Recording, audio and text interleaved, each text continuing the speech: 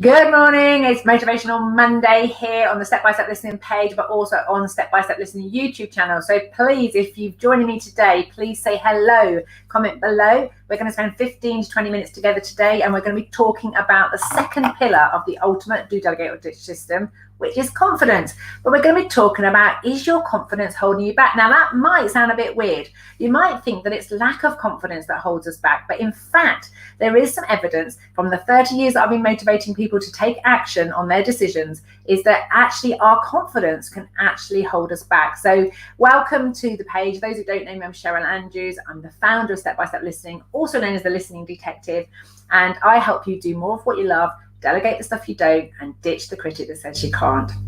And I do that by really listening to you to help understand what your patterns are, what your own personal process is, and making sure that when you make a decision, it's in line with what your strengths and solutions that will work for you. So it's great learning from other people. It's listening to gurus, etc. Find out what works for them.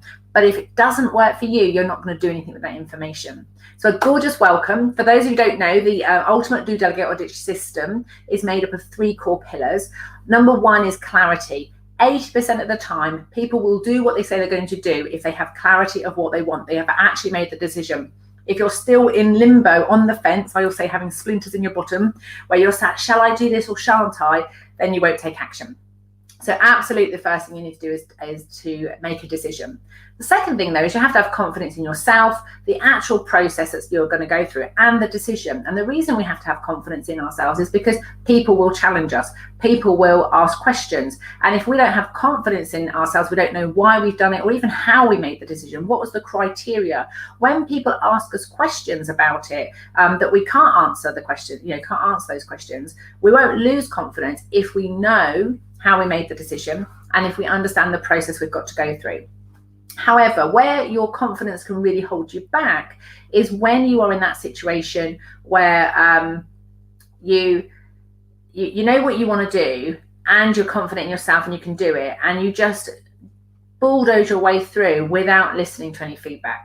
Okay, so a really good example, and this is what came up for me. I've produced a video for the Do, Delegate, or Ditch Foundation course, which is on the 5th of October. I've done some a landing page, person training that I've had. I put it out to my community and got some feedback, and everybody said that it was too long. And I'm like, oh. So what could hold me back is I could just go, I'm not going to listen to them. All right, so my confidence could be, I think it's right for me, I'm just going to do it anyway. And so I could ignore that feedback. But equally, if I was lacking confidence, I would listen to all of that feedback and do nothing. So what I've actually done is I've put the sales page out as it is, knowing I've got a list of things that, given time this week, I will go in and tweak and change and improve. However, the fact that I know the process, I have confidence in my process, I know how long I've got between now and the 5th of October to do the marketing. If I were to try and redo a whole page and redo a whole video, the likelihood is I won't get it done in time for the 5th of October. But that feedback is really useful, and I can hold on to it in order to make sure the next iteration will work. And this is where, if you're too confident, if there is such a thing, you can end up just filtering that feedback because you haven't got time, not listening to it, and not taking it on board. Equally, another way that confidence can actually screw us over is that if you are very confident and you just get on and do things, everybody assumes that you've got everything you need and you don't need any help. And one of the patterns I became aware of in probably the last 6 months, I've been in a couple of mentoring groups. I'm part of GTEC's Growing Exponentially Together, and now part of the Now What Club with Brad Burton. And one of the things that I've really found interesting to notice is that I am a confident person. I'm very capable of just getting on and doing things. And when I'm asked what's my biggest challenge or what's my problem, my mind goes blank. And I think that where my confidence comes from is I focus on what is working, I focus on what I want, I focus on what I can change, I focus on what I can do. And the downside for that, I've realized, is then I don't really consciously acknowledge what isn't working.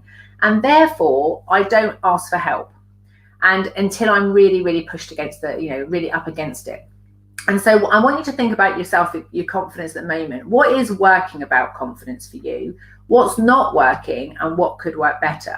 Because in my experience, the third pillar of the ultimate do, delegate, or ditch system is changing the way that you give, invite, and receive feedback. So if the only feedback you're giving yourself is about how great you are and how wonderful you are and how fantastic everything is, that will be great for confidence. But what it may be is you're missing patterns of things that are not working.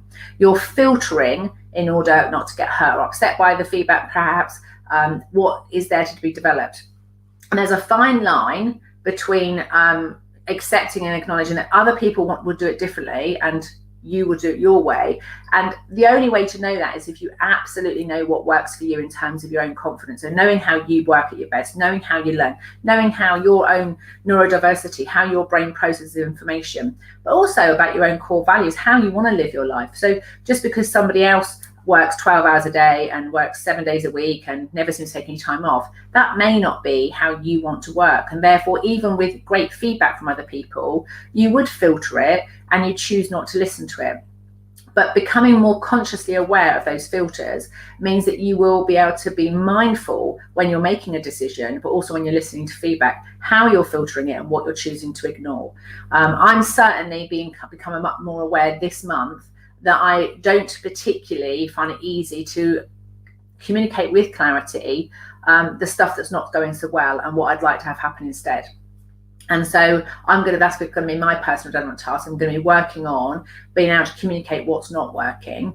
And what I've realized is that the reason I didn't do it before is because I used to think of not working as failure and that I was not good enough. Whereas now I just see it as a small cog in the big system of things that need to be well-oiled or fine-tuned and developed. And so by changing the way I've given myself feedback about the things that are not working, I can still maintain confidence, but not lose the edge where I'm listening to the feedback that needs to be listened to. So hope that's of use to you today. I'd love to know for you, confidence is like what? What works about confidence? What doesn't work about confidence, and what could work better?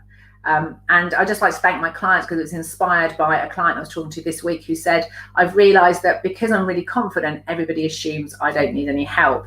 And it got my cogs going, and I started thinking about things. And I was thinking, oh my gosh, yeah, that also happens for me. So I'd love to hear your stories, your experiences. Please comment below, and together we can do more of what we love, delegate the stuff we don't, and ditch the critic that says we can't. Have a great week, and I'll see you next Monday.